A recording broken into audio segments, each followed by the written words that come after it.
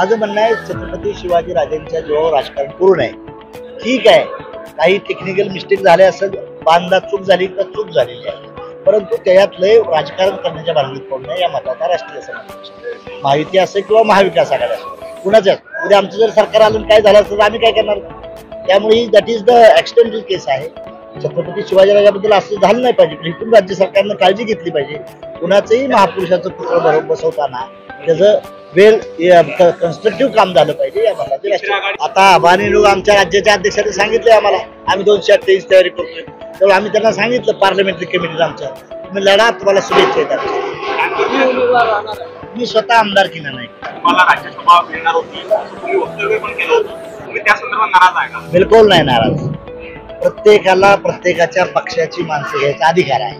ज्यांनी ज्यांनी आयुष्यभर 30-40 वर्ष पक्षात काम केलं असतं, डेडिकेशन, डिव्होशन अँड डिटर्मिनेशन, त्यांना संधी देतात. आपण कुणावर नाराज होऊ नये. माहितीत आम्हाला एक जागा त्यांनी दिली होती, आम्ही सॅटिस्फॅक्शन, पराजय झाला हा त्यांचा दोष नाही ना. त्यामुळे आपण कुणावर नाराज नाही. राष्ट्रीय समाज पक्षाचे आमदार निवडून येईल आणि मी दिल्लीला लोकसभेत जाईल किंवा राज्यसभेत जाईल माझ्या ताकदीने. मी खुश आहे सर.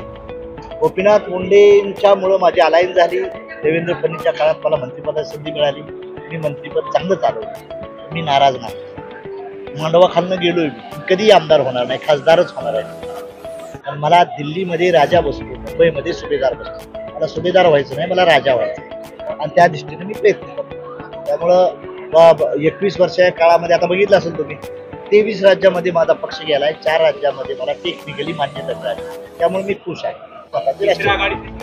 बिलकुल नाही. तिसरी बिसरी काही नाही. आम्ही आमच्या पक्षाची कटिबद्ध आहे. तिसऱ्या आघाड्या, चौथ्या आघाडीवर माझा विश्वास आहे. त्यामुळे आम्ही स्वतंत्र नाही. म्हणजे कसं झालं की आपण युतीमध्ये पक्षाला मान्यता मिळण्यासाठी ज्या जागा लढायला पाहिजे त्या आमची प्रदेश कमिटी बनत होती आणि मी त्यावेळेस त्यांना म्हटलं एक जागा मिळते, विजय होत असेल तर आपण गेलं पाहिजे.